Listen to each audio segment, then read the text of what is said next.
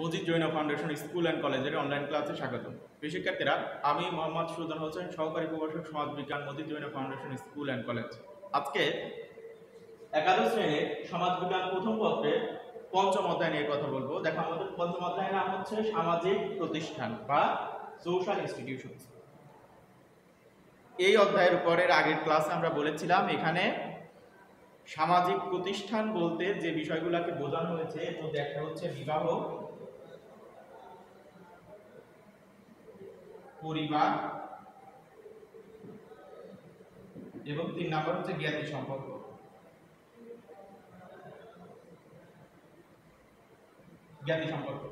তো আমরা গত ক্লাসে বিবাহ সম্পর্কিত আলোচনা শুরু করেছিলাম কিন্তু শেষ করতে পারিনি। যাই হোক, আজকে আমরা গত ক্লাসে যে অংশটুকু শেষ করা হয়েছিল না বিবাহ সম্পর্কিত আলোচনার, আজকে সেখান থেকে শুরু করব। দেখো, তাহলে আজকে আমাদের আলোচনার বিষয়বস্তু হচ্ছে বিবাহ বা ম্যারেজ। দেখো, আমরা বিবাহের সংজ্ঞায় বলেছিলাম বিবাহ হচ্ছে এমন একটি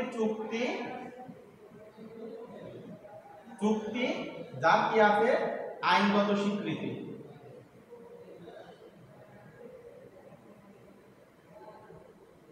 অর্থাৎ বিবাহ হচ্ছে এমন একটা চুক্তি, অবশ্যই বিবাহটা একটা চুক্তি, অর্থাৎ ছেলে মেয়ের মধ্যে একটা চুক্তি সাধিত হয়। সেই চুক্তি একটা কর্তৃপক্ষ, একটা রাষ্ট্র, একটা সমাজ, একটা আইন স্বীকৃতি দেয়।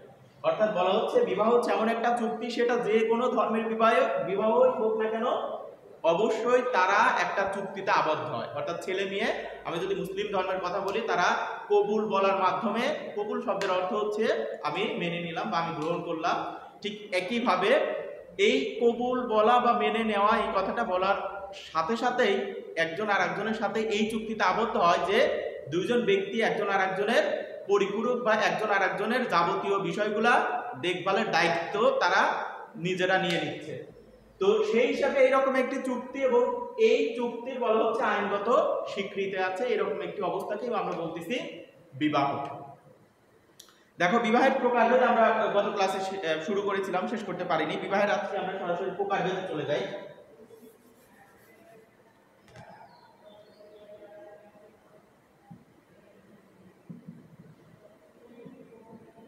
প্রকারভেদ, বিবাহের প্রকারভেদের মধ্যে প্রথম যেটা রয়েছে সেটা হচ্ছে একক বিবাহ।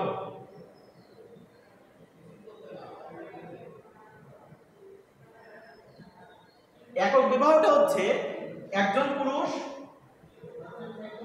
এবং একজন নারী, অর্থাৎ এই একজন পুরুষ একজন নারীর এই বিবাহ বন্ধনে আবদ্ধ হওয়াকে একক বিবাহ বলা হচ্ছে। অর্থাৎ একটা ছেলে একটা মেয়ে বা একটা পুরুষ একটা নারীর মধ্যে যখন বিবাহ বন্ধনে আবদ্ধ হচ্ছে সেই অবস্থাকে বলা হচ্ছে একক বিবাহ, একটা ছেলে একটা মেয়ে। এরপরে আছে বহু বিবাহ।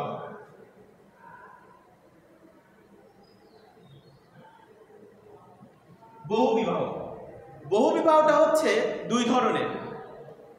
আর বহু বিবাহ বলতে বোঝাচ্ছে যে একের অধিক ছেলে মেয়ে যখন একসাথে বিবাহ বন্ধনে আবদ্ধ হয় সেটা হচ্ছে বহু বিবাহ। বহু বিবাহ দুই ধরনের হয়, একটা হচ্ছে বহু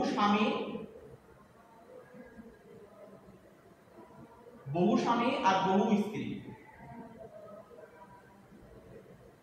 দেখো, বহু বিবাহ দুই ধরনের, একটা হচ্ছে বহু স্বামী বিবাহ আর একটা হচ্ছে বহু স্ত্রী বিবাহ।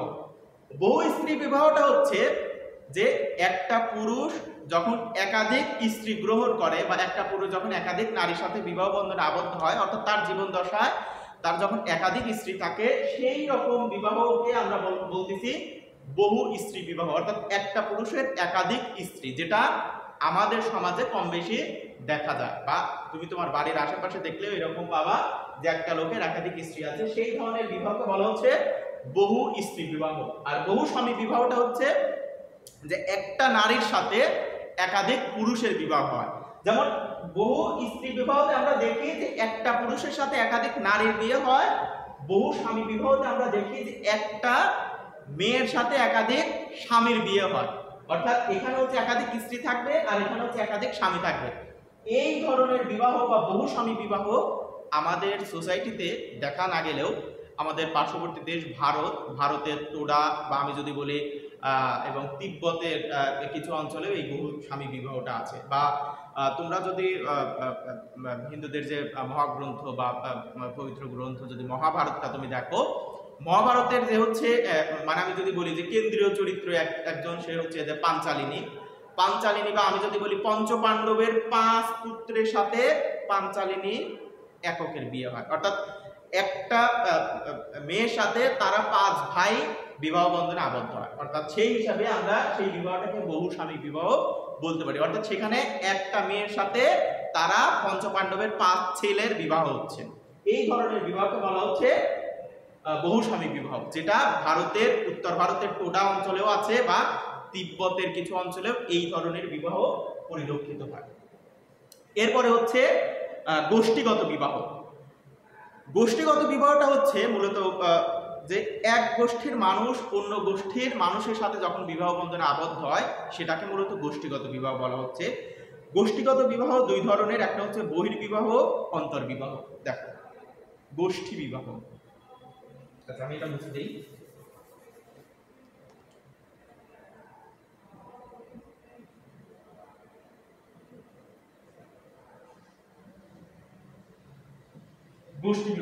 গোষ্ঠী বিবাহ হচ্ছে 2 ধরনের, একটা হচ্ছে বহির্বিবাহ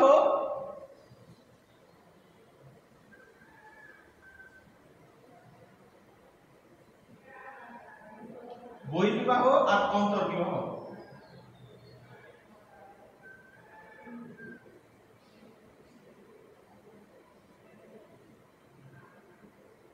অর্থাৎ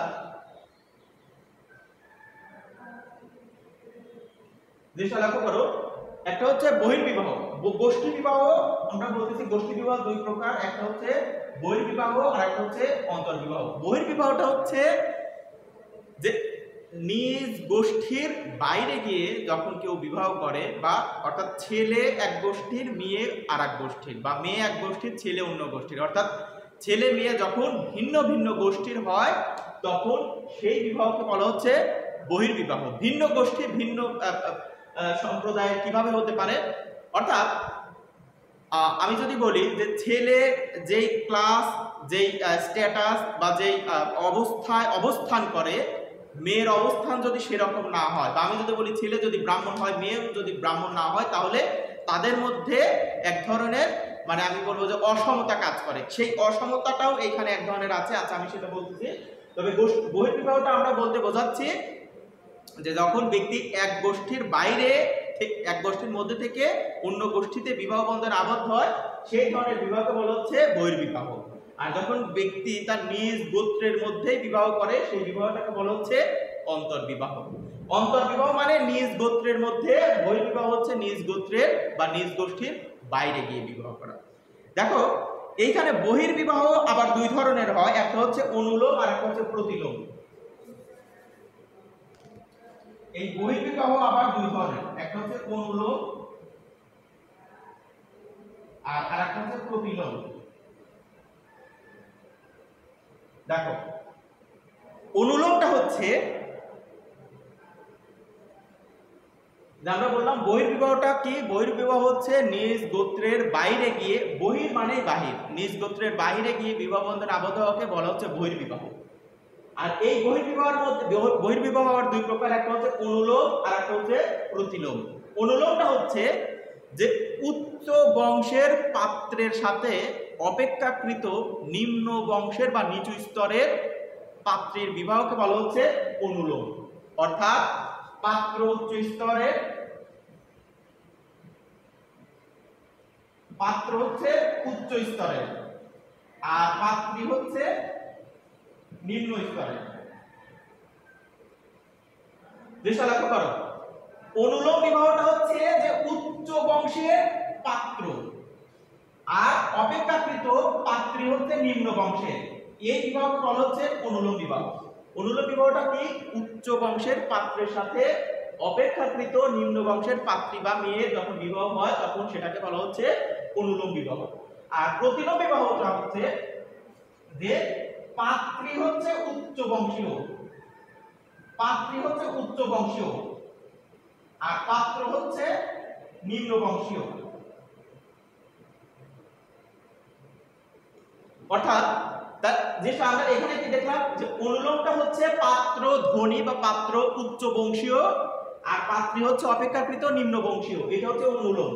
আর প্রতিলোম হচ্ছে পাত্রেই উচ্চ বংশীয় আর পাত্র হচ্ছে নিম্ন বংশীয়, এরকম হলে সেটাকে আমরা বলতেছি প্রতিলোম।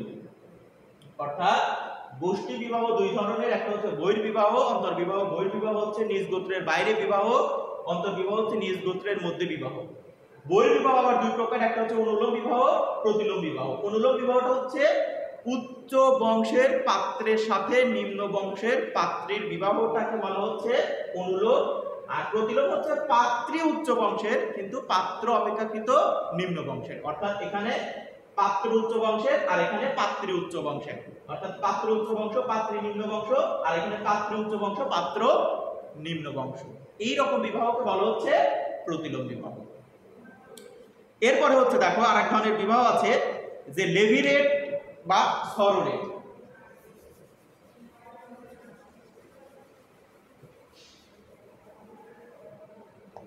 লেভিরেট বিবাহ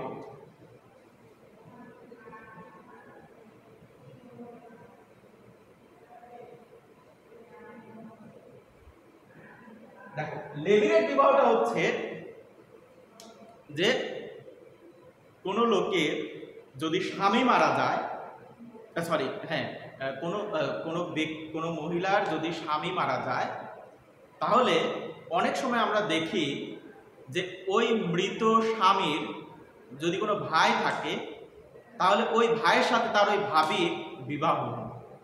অর্থাৎ তোমাদের গ্রামেও তোমরা এরকম পেতে পারো, যদি এরকম মেয়ে যদি ভালো হয় বা মেয়ে যদি সাংসারিক হয়, তাহলে অনেক সময় দেখা যায় যে ছেলে কোনো কারণে মারা গেলেও ওই ছেলের যে ভাই থাকে সেই ভাইদের সাথে বিবাহ দিয়ে ওই মেয়েকে সেই বাড়িতেই রেখে দেয়। অর্থাৎ মৃত স্বামীর ভাইয়ের সাথে যখন ওই স্ত্রীর বিবাহ হয় বা ওই মেয়ের বিবাহ হয়, সেই ধরনের বিবাহকে বলা হচ্ছে লেভিরেট বিবাহ। অর্থাৎ লেভিরেটটা বলতেছি যে কোনো ব্যক্তির স্বামী মারা গেলে ওই মৃত স্বামীর ভাইয়ের সাথে যখন ওই ভাবির বিবাহ হয়, সেটা হচ্ছে লেভিরেট। আর সরোরেটটা হচ্ছে ঠিক তার উল্টা।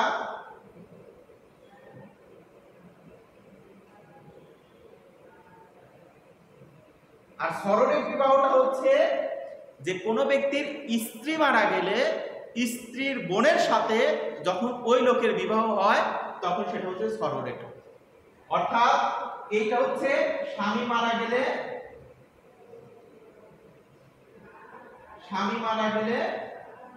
আর এটা হচ্ছে স্ত্রী মারা গেলে। তাহলে যদি স্বামী মারা যায়, স্বামীর ভাইয়ের সাথে বিবাহটা হচ্ছে লেভিরেট। আর যদি স্ত্রী মারা যায়, স্ত্রীর বোনের সাথে ওই লোকের বা ওই ছেলের বিবাহটা হচ্ছে সরোরেট। এরপরে দেখো আরেক ধরনের বিবাহ রয়েছে, আরেকটা হচ্ছে সমান্তরাল কাজিন বা প্যারালাল কাজিন। আচ্ছা, একটা হচ্ছে ক্রস কাজিন আর একটা হচ্ছে প্যারালাল কাজিন বিবাহ।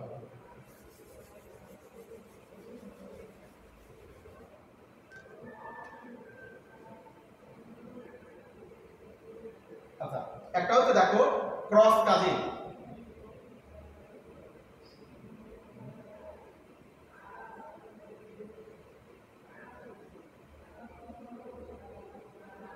ক্রস কাজিন আর আরেকটা হচ্ছে প্যারালাল।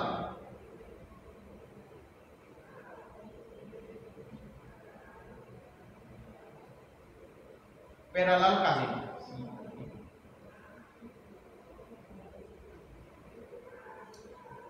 বলা হচ্ছে আরেক ধরনের বিবাহ আছে, একটা হচ্ছে ক্রস কাজিন আর আরেকটা হচ্ছে প্যারালাল কাজিন। দেখো দুইটাই কিন্তু কাজিন, অর্থাৎ চাচাতো ভাই বোনদের বিবাহটার মধ্যে এই ধরনের বিবাহ সংঘটিত হয়।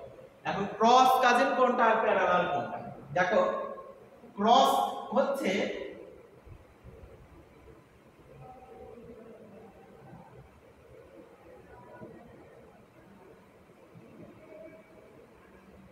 এখন চিন্তা করো যে ক্রস কাজিন হচ্ছে বাবার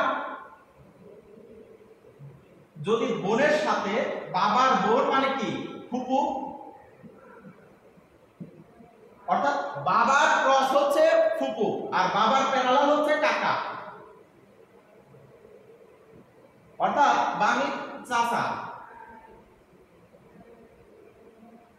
তাহলে বাবা ক্রস মানে বাবা যেই জেন্ডারের বা বাবা যেই লিঙ্গের তার বিপরীত লিঙ্গ হচ্ছে ফুপু, আর মায়ের বিপরীত হচ্ছে মামা, আর মায়ের সমান্তরাল হচ্ছে খালা। এখন বলা হচ্ছে দেখো বাবার প্যারালাল হচ্ছে চাচা বা বাবার সমান হচ্ছে চাচা, আর বাবার বিপরীত বা বাবার লিঙ্গের বিপরীত হচ্ছে ফুপু, ঠিক এখানে মায়ের লিঙ্গের বিপরীত হচ্ছে মামা। তো সেই হিসেবে ফুফাতো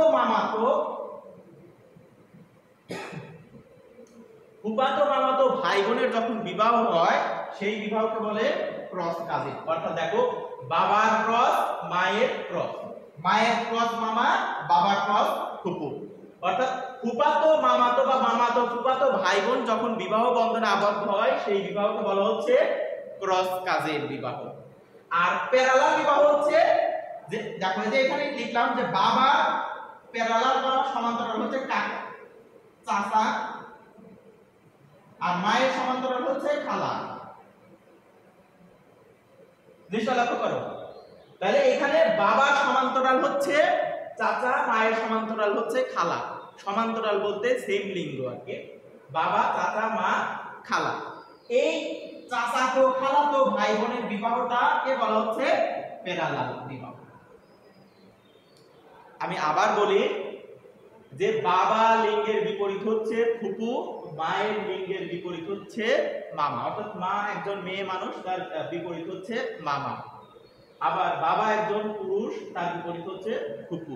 তো সেই হিসেবে ফুপাতো মামাতো বা মামাতো ফুপাতো ভাই বোনের যখন বিবাহ হয় সেই বিবাহটাকে বলা হচ্ছে ক্রস কাজিন বিবাহ।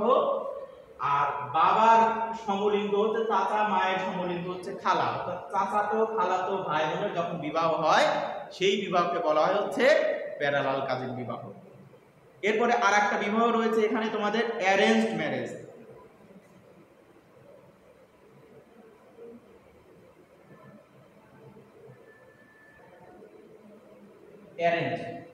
অ্যারেঞ্জ ম্যারেজটা হচ্ছে যখন পরিবার উভয় পরিবার ছেলে মেয়ের উভয় পরিবার সম্মতির দ্বারা একটা আয়োজন সাপেক্ষ একটা বিবাহ হয়। অর্থাৎ এটা আমাদের গ্রামগঞ্জে বা এটা আমাদের বর্তমান সোসাইটিতে খুব দেখা যায় যে ছেলে মেয়ে পরিবার উভয়ই নিজেদের সম্মতিতে অর্থাৎ পারিবারিক সম্মতিতে অনেক আয়োজনের মাধ্যমে যে বিবাহটা করতেছে সেটাকে বলা হচ্ছে অ্যারেঞ্জ ম্যারেজ। আর আরেকটা হচ্ছে সর্বশেষ রোমান্টিক ম্যারেজ। রোমান্টিক ম্যারেজটা হচ্ছে যখন ছেলে মেয়ে নিজেদের ইচ্ছায় বিবাহ করে, অর্থাৎ অ্যারেঞ্জ ম্যারেজ হচ্ছে পরিবারের ইচ্ছা আয়োজন সাপেক্ষ, আর রোমান্টিক ম্যারেজ হচ্ছে যখন ছেলে মেয়ে নিজেদের ইচ্ছা, এখানে পরিবারের কোনো অ্যারেঞ্জ বা পরিবারের কোনো হস্তক্ষেপ বা পরিবারের কোনো বিষয় থাকে না, তারা ছেলে মেয়ে সম্পূর্ণ নিজেদের ইচ্ছায় একজন আর একজনকে ভালোবেসে বলি বা একজন আর একজনকে পছন্দ করে বলি বিবাহ বন্ধনে আবদ্ধ হয়, সেই বিবাহকে বলা হচ্ছে রোমান্টিক ম্যারেজ। আর যখন পরিবারই সিদ্ধান্ত নেয় যে এই ছেলের সাথে এই মেয়ের বিবাহ হবে বা উভয় পরিবারের সিদ্ধান্তের ভিত্তিতে আয়োজন সাপেক্ষ বিবাহ হয় সেটা হচ্ছে অ্যারেঞ্জ ম্যারেজ। তো এই হচ্ছে তোমাদের বিবাহের প্রকারভেদ তোমাদের বইতে যেগুলা ছিল। আমি বলি যে বিবাহ সম্পর্কিত কথা বা আলোচনা যদি আরো করতে যাই আরো কিন্তু আলোচনা আছে বা আরো বিষয় আমরা বিবাহের প্রকারভেদ দেখতে পাবো, কিন্তু তোমাদের বইতে যেহেতু এই প্রকারভেদগুলো রয়েছে সেইগুলোর মধ্যেই আমরা সীমাবদ্ধ থাকলাম। যেমন আমি যদি এর বাইরেও আরেক ধরনের বিবাহ বলি, যেমন এটা হচ্ছে মাতুল বাস,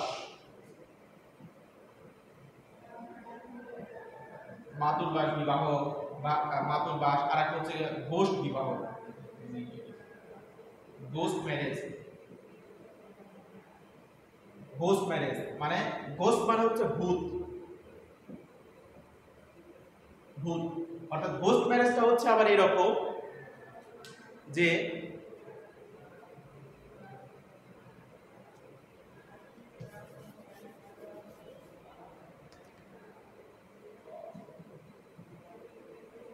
স্বামী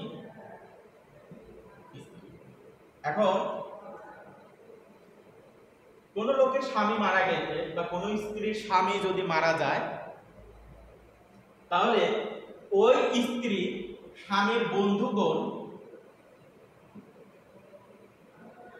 স্বামীর বন্ধুদের সাথে মিলিত হওয়ার ফলে তার যে সন্তান আসবে, এই সন্তান এই স্বামীর বলে পরিচিত হবে। অর্থাৎ কোন লোকের বা কোন স্ত্রীর স্বামী মারা গেলে সেই স্বামীর বন্ধুদের সাথে এই স্ত্রী যখন সম্পর্কের ভিত্তিতে যখন এই স্ত্রীর সন্তান হবে বা এই স্ত্রীর সন্তান হবে, তখন এই সন্তান পরিচয় লাভ করবে এই স্বামী। এই বিবাহটাকে বলা হচ্ছে গোস্ট ম্যারেজ। মানে গোস্ট মানে হচ্ছে বলা হচ্ছে যে এই যে ব্যক্তি মারা গেল, এর আত্মা বা এর ইচ্ছাটাই মূলত এর বন্ধুদের মধ্যে থাকে। অর্থাৎ এরও ইচ্ছায় এর বন্ধুরা স্ত্রীকে সন্তান সম্ভবা করছে। তো সেই হিসেবে এই সন্তানের বাবা হবে তার এই মৃত স্বামী।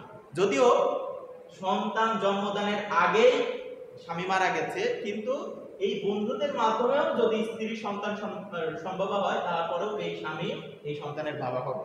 এই বিবাহকে বলা হচ্ছে গোস্ট ম্যারেজ।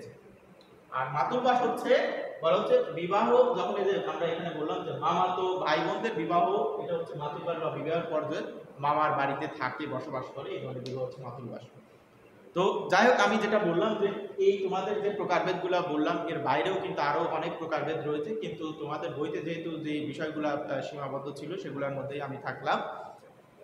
তো আজকের আলোচনাটা আমি আর বাড়াবো না, এখানেই শেষ করতেছি। তো তোমাদের সবার জন্য শুভকামনা। আর তোমরা যখনই ক্লাস দেখবা, ক্লাসগুলো দেখার সাথে সাথে অবশ্যই বই সামনে নিয়ে দেখলে তাহলে তোমাদের ক্লাসটা তোমাদের দেখা এবং হচ্ছে তোমাদের বইয়ের সাথে তোমরা মিলিয়ে নিতে সুবিধা হবে। সবার জন্য শুভকামনা, ভালো থাকো।